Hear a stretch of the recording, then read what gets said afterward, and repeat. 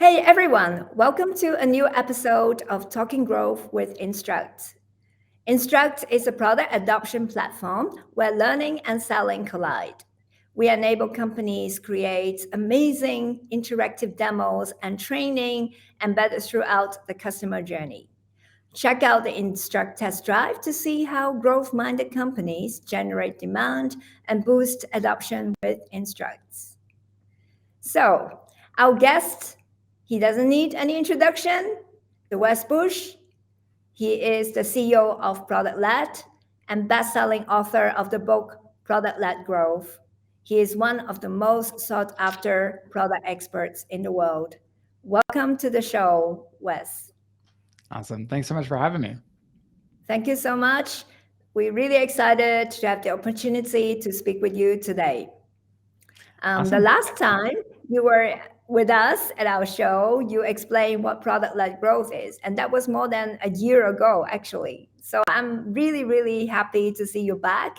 And today we're gonna go through the how of product-led growth. So you're gonna share some of your insights on how to build a winning product-led growth strategy. So let's start with the first question.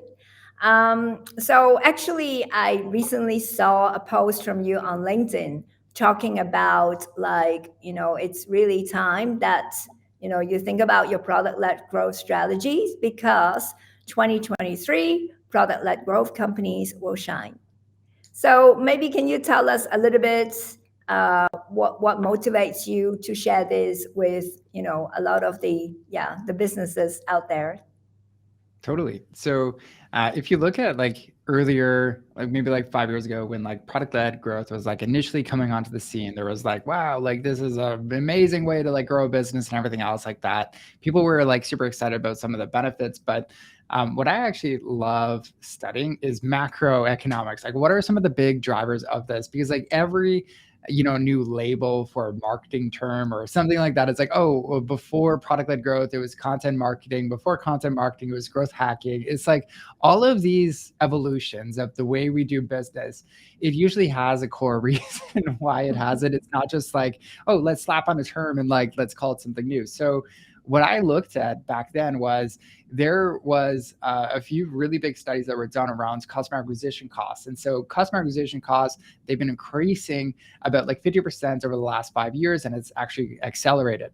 So like you're seeing this side of things where it's like customer acquisition costs are rising. People are like just tired of ads, even like big, sites like Meta. It's like, okay, it's getting people are just tuning them out way easier than they used to. So like customer acquisition is hard. And part of what's driving that too is like there's just so many different competitors for every single category imaginable because it's never been easier to start a company. So that's one piece. The second piece is consumer willingness to pay is actually going down every single year. And this is part of the amazing thing. Like in like 50 years from now, we'll be looking back at the tech we're using. We're like, my goodness, the tech we have now is like everything that we have for free is what we were paying hundreds of thousands of dollars for as businesses. It'll just be amazing. Like so much of it will be free. And there's just like really is a deflationary environment. Technology has always been that way. So that's decreasing. And so in a recession, whether you want to define it as like, okay, we're going into a recession or not, I don't want to be the doomsday person, but either way, product-led companies, they are positioned strategically right now to actually capitalize on this, where you'll see, okay, in a recession, what typically happens? People want to spend less. Okay, great. So also companies are wanting to slash their customer acquisition costs because they're realizing, okay, it's less effective right now. So a product-led company, it has both of those benefits as one of these big things. It's more capital efficient, even when it comes to like onboarding users and stuff like that. One of the reasons why it's so much more efficient is because the product actually does a lot of the heavy lifting that your team used to do. So that's not replacing your team. Your team can just work on higher value tasks, not necessarily manually onboarding every single person, as an example. So that's really why I truly believe like 2023 and in the future, product-led companies are really just having a moment now where it's like they're here to stay and really shine in light of a recession. Yes. Well, that's good news for product-led companies. But for those who haven't started the journey or just started, what do they need to do? Totally. So there's a lot. I mean, like one of the things that we're always thinking about a product is like, where do people start typically like in this journey? And like, a couple years ago, it was like, what is product-led growth? And now we're seeing like, okay, more and more companies are like at the stage where it's like, okay, we heard about product-led growth so much, but we're like still unclear about how to do it. And this is really where we were talking about it a bit earlier, where it's like, it's about, you have to start with a product-led strategy. But before you even like kind of get to that point, one of the core things that you need to understand as a business is like, why do product-led companies win? And that's a tough question to answer because it's like, well, okay, it might be capital efficiency. That part is important, right? Okay, it's like consumer wants to pay. They can offer products at better prices. Yeah, yes and no, but like, what's at the root of it? If you think about the applications that you use in your day-to-day and you also upgrade and pay for, what all of those most likely applications have in common is that when you signed up for it, you were able to get the value very quickly. You're able to experience the value of the product and you loved it enough so that you actually decided, hey, I want to continue using this product and I'm willing to upgrade and pull out the credit card to use it. So that's really at the core of what's driving product-led companies and this big shift is you really need to tackle that part of your users need to be successful. If you don't create successful users in whatever free environment you have, and it's going to be really, really hard to ever make this work. So you need to start with just asking that question about like, okay, what is user success? What does that look like for our specific users? And what happens for a lot of sales-led companies that are trying to make this bigger transition over to being product-led is sometimes they have to understand that there's different problem sets. Some they can give away for free and some should be gated. And this whole discussion of like what to give away for free versus what to lock up behind a paid bar is really useful. And we, in our program, we talk about like, your beginner problems. These are like problems earlier on in the user journey. I'll give you an example with Vidyard, a company I used to work at. So their whole mission was to basically enable people to use video throughout their entire business. So initially when we had a free trial, it was just you could upload your video and then we would host it for you. And then you would embed that video into your website. And then you'd have to integrate it with your Marketo or whatever marketing automation platform you're using. And then I could see that you're watching my video, which is creepy, but cool for marketers.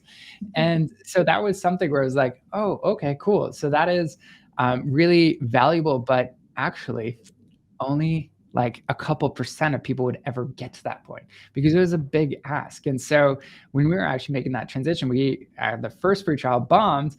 And then for the freemium model, what actually ended up working was it solved the beginner problems. And that beginner problem for Vidyard was people just don't know how to create the video. And that part is hard. And so it was like, could we create a Chrome extension or something like that? So sometimes you might go into this and be like, okay, yeah, there's a lot to do, but what it comes down to is how do we really enable a user to solve something meaningful in their specific life so that when they're ready to kind of upgrade to more advanced problems, they're already using our solution and we're the best fit for them. Mm-hmm. Okay. And what about like changing the mindsets maybe within the company? Is it also an important factor in this whole strategy? Totally. And that is honestly one of the biggest pieces of it too. And there's the mindset, but then I also like to like follow it up with the different metrics that are a part of this. So when there was the marketing revolution with marketing automation platforms, we heard a ton about marketing qualified leads. It was the bane of my existence when I was in demand gen. I was like, oh, okay, so they download this white paper. Here's 50 points. You go to our pricing page. Here's 50 points, or maybe 100 because that's a higher intent, right? So like it would have magically get up to 500, and then boom, it's like then they're talking to sales. So it was this really weird kind of system, and it's kind of like playing bingo or something like that. Oh, you hit the jackpot, you got the demo request. So it was fun and all, but it really lacked one core piece. Like, it measured intent, yes, we got close, but it didn't quite hit the bullseye. And that bullseye was, it didn't measure success. And that's really the part, is like, okay, one part is the mindset. Like, the big mindset shift everyone needs to understand is like, in order to be successful as a product-led business, your users need to be successful first. And that like revolution there is a bit different, because it's like, oh, actually, instead of just someone comes to our website, we need to actually, instead of just sell them, we need to serve them first. And then once we've done our job of helping them see some success, solving those beginner problems, then it's like, okay, now it's actually time to have that conversation. If you want to keep using our solution, we are a business after all. So there's that part. But what I found to really create that mindset that's really helpful is like, really start measuring what that user success is, and then tying it to every single department. So for your marketing team, what you can do is, if you as an organization get clear on like, okay, this is what a user being successful looks like in our product, from the very first kind of like getting set up with their account. Okay, great. So like, when you, let's say, have that free model, the marketing team can then be measure on like signups, how many people signed up for this, and then also how many of them actually got to value. That's really great as a marketer, and the marketing teams love it too, because they're like, oh, actually, that trade show event did not actually like, fizzle out as much as we wanted to, but great conversations. And then for the sales team, they can start measuring, okay, out of those people who see success in the product, what's our track record? What's our hit rate, as far as like, how many of these can we close into paid opportunities if you do have to have a conversation with sales? And so, and then even for product, they can start looking at this product qualified lead metric or user success metric and start saying, okay, it's at 10% right now. What could we do? Like, where are people getting stuck in this journey to really see value? And so they can start unblocking people throughout the rest of the product. So when you have that measurement, it actually creates the mindset that actually lasts much longer than just like, everyone, user success is important, but it's like, no, actually, like, we're measuring this. This is part of our company scorecard. This is part of everyone's like KPIs. That's really how you not just like spark the fire, but you basically keep it and you build it. So it's really a journey that I think companies need to go through many experiments to really observe and understand the users really well to reach the success. Totally. Yeah. So who do you need in your team for your product-led growth projects? Yes. So first, maybe this is the person who's listening to this. You got to have the driver. Like, who is going to lead this initiative in the team and actually roll up their sleeves and kind of figure out a lot of this stuff. In the companies that I've seen who have successfully led this transition, this is the person who's actually okay with uncertainty. They actually thrive in uncertainty. They're like, oh, there's no proven SOP for this. Hell yeah, like, I love this. If you have the person who's like, I need a process to that, no, do not do not put them on this. There is no clear-cut process for this, because this is different for every single business. And so you really, like, I would, before getting into the rest of the team, I want to just focus on the leader traits, because you have to pick this person very strategically, or maybe that's you. You're like, oh, I identify with that. That's great. But the other thing is, like, they have to love getting better every single day. Just have this growth mindset. They're willing to fail and be okay with that, because they don't take it as like a problem with their ego. Anything like that. It's like, no, there is no failure. It's just learning. We're learning faster. And I think just being scrappy, like, this has to be someone entrepreneurial. They have to understand, like, okay, what would be going through someone's head when they're signing up for a free model? What would kind of motivate them to understand how to, upgrade, and what are some of the decisions they have to make outside of our product? The other thing too is just pick a leader who's like okay with like optimizing for learning, not just perfection. So like, that's the leader characteristics. who it could be within an organization. I've seen so many different examples. It could be like your growth product manager, just a product manager, your head of product, CPO. It doesn't even need to be within the product team. I've seen it also led from the marketing team as well.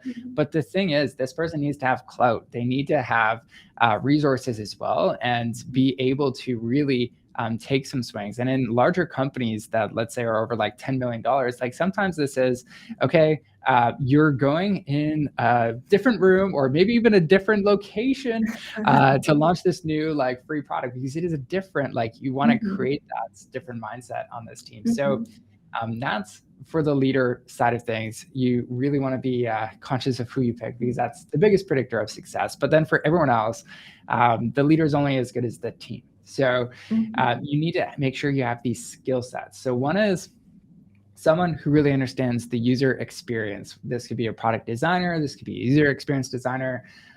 You need to have someone who can just actually be like, okay, let's go through this. Let's design something really quick, really crafty, and see if it works. And then the other one is someone who's really researching, understanding the user, doing the user tests, usability tests, and really is just the voice of the customer. And this, in the early stages for companies, this could even just be your customer success or customer support person, because they're already every single day, they're talking to people, they're understanding, oh, actually, yeah, users, they always reach out to me about this problem, like, please solve it. And so they're going to be the voice of the customer. You need to have that. That could also be someone in sales too, that would be really, really add some weight to the conversations. It's not just, I have an idea. It's like, no, the customer told us this. Let's listen. The other skill set you need is someone on the development side who really understands, okay, yeah, here's why we made some of these decisions. Because when you're like going through your onboarding flow and you're like, yeah, rip this out, rip this out. Sometimes those are supporting beams, just like in a house. And you're like, yeah, don't touch it. It's there for a reason.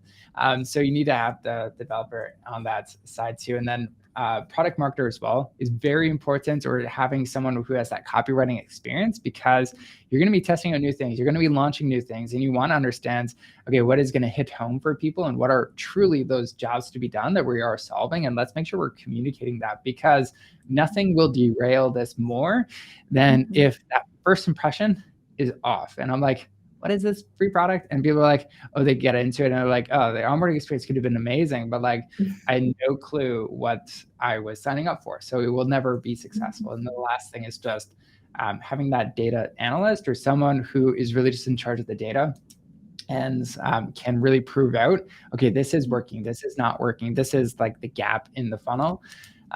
So for startups, some people could wear multiple hats here. That's completely fine. But in larger organizations, you definitely want to have like one person dedicated to each of these. And what are the common challenges you see for companies going through this journey? Yeah, I think the biggest one, if we were to just pick like one big challenge, is companies go into this a lot of the time without a clear strategy. And like I always define strategies like it is about making choices with limited data, limited resources, and limited time. And so it's just like, okay, what is our strategy? But where I feel like most strategies in general fall short is a lot of them start with the basis of, what do we want to do as a company? What should like our focus be? And that's useful. You still need to do that. But when it comes to how do you win as an organization, that's really where I see it changing for companies who are thinking about, okay, I want to be more product led. How you win is different. In a marketing led company, how you win is, okay, we're going to get the most leads. Let's say we're going to be the biggest brand here. We're going to like, you know, if anyone says Google, we're going to be Google, whatever. Our name's going to be synonymous with that. That's like ideal success there. And that still is very successful if you can do that, even as a product led company. But in a sales-led company, it's like, okay, we're going to get the best, like top 100 accounts. In a product-led company, it's like, actually, we're going to create the product that helps the user become the most successful. And so there's 5 questions that you have to get really, really clear on if you're going to successfully build a product-led strategy. So the first one is just like, what game are you playing as a business? There's 3 games. There's like, are we playing the game of attention? We're trying to like entertain people, keep them here, like news sites or Netflix or something like that. And then there's like transactions, something like Amazon or e-commerce store. We're just trying to get people to predict what they want to buy.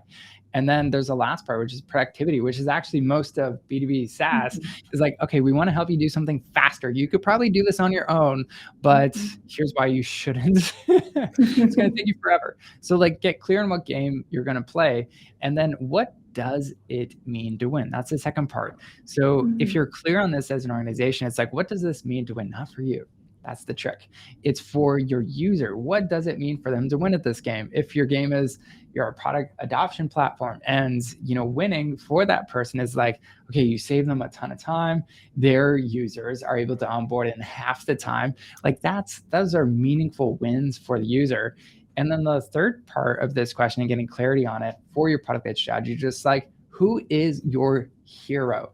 So every company is going to attract different types of users. And especially when it's free, you're going to have some people who are like, you know what, that person's never going to convert.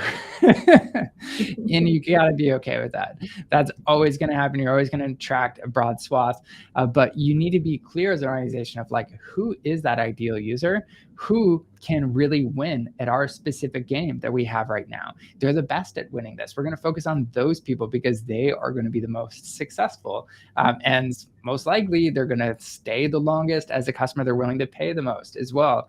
And then the 2 other parts are all about enablement. So like the last is like, how will you help your users win? So in a product-led company, a lot of this is about, okay, how could we make our product have a faster time to value? How could we help people, make the pricing discussion so easy? Maybe it's your initial plan's $10 a month or something like that. It's like, it's literally a no-brainer, like, and you don't have to think about it. So what are some of those ways you can enable the user to win? And then the last part is, what are some of those capabilities that you need to build in your organization? And so for a lot of companies, especially ones making this transition from sales-led to product-led, this is where those, it's kind of like, where's our opportunities for growth? It's like, okay, yeah, if we're truly going to make our users win by having a fast time to value, maybe one of our capabilities we need to build as an organization is we really need to master onboarding. We really need to understand how to help users get to that, meaningful win very quickly. And so that's a capability where it's like, okay, let's pick like 2 or 3 of these per year. And eventually, like, this is going to look like it's an actual team. It's a team that understands exactly how to onboard users. And they're really adept at this. And we can see it throughout our metrics that, okay, we're actually helping more users become successful. And so, that's really the first 5 things you need to do to really build that product-led strategy and then carry it out into something where it's like, okay, we're working on these capabilities to really empower the user. Well, these are very important and fundamental questions. What do teams normally go through in working out to understand all these 5 topics? What do you suggest as the best process to go through that? Yeah, I mean, we do have like a free kind of training on this on our website. If you go to productled.com, where people go through, you went through it yesterday, a 2-hour-long workshop. Yes. We'll work on our own time to value to make that shorter too. But there will be a workshop component where you can go through it individually. That's what we recommend is like everyone goes through it. Like some of the best individual contributors on a team, they have the best ideas. And then whenever you do like a team brainstorm and start with that, it's like, okay, you hear like a smidgen of that like brilliance. So we always recommend start off going through those 5 questions individually in the workshop format, and then have the team lead, whoever is driving this initiative, host another team workshop where it's like, okay, now that you all have your ideas, let's see where everyone aligns up. Let's put all our ideas in one spot and then look through and see, okay, where's their overlap? And that's awesome. We're in alignment. And then there's going to be some other things where it's like, whoa, there's like that was way off. But maybe there's something to that we should consider as far as like, how do we really help users win? And then what are some of those capabilities that we should work on? So that's really the best way to get that buy-in around your product-led strategy, because everyone that way is able to contribute and be a part of the whole process. And as I've learned through helping hundreds of companies become more product-led, is getting that buy-in is one of the hardest things, but one of the easiest ways to do it is just involve them as part of the process. Yeah, I truly recommend the workshop yesterday. It was really fun and also leads me to think a lot about, our product as well and the users and how to make them successful. That will be your success. So great Totally. tips from the workshop. Um, so from your experience, what are some of the unrealistic expectations that people have about product-led growth? Yeah. So I'll tell my own personal story of this one because I think like for everything that I give as advice, I've tested it and I'm like, okay, yes, I agree. So this is coming from my own personal experience on this. So we launched my book on product-led growth completely for free. So if anyone wants to check it out, it's productledbook.com. But what was funny about this is, so I was looking through the page views, like before, this was like March 2022, we were deciding like, should we give this away for free? So it was like, I think 2,000 or 3,000 kind of like page views per month. It was like, I mean, decent, but it wasn't substantial as far as like overall traffic. So we were like, okay, that's like, all right, let's, what would this look like if it was for free? And we just like had it all ungated on the site. And so then we gave it away in April. We announced it, so like on all our channels as well as on Product Hunt and stuff. It was only like 4,000 or 5,000 page views like at the end of that month.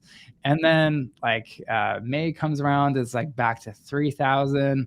And then June comes around and it was like, I think like 4,000. So it's going up, but it's like painfully slow. I'm like, my goodness. And then by the time it got to like August, it was like 25,000 page views. I was even blown away because I was like, wait, like, is this spam? Like I was asking the team, like, is this spam? And then every time I checked Google Analytics, I was like, wow, there's like always 10 people who are reading this book at all times. I was like, this is kind of weird, but like good weird. So like companies have now adopted this as like, okay, like everyone in the company just read this, get on the same page about what is product-led growth. I was like, oh, I never thought that would have been like, what is happening here? But that's when we looked into it, that's what was.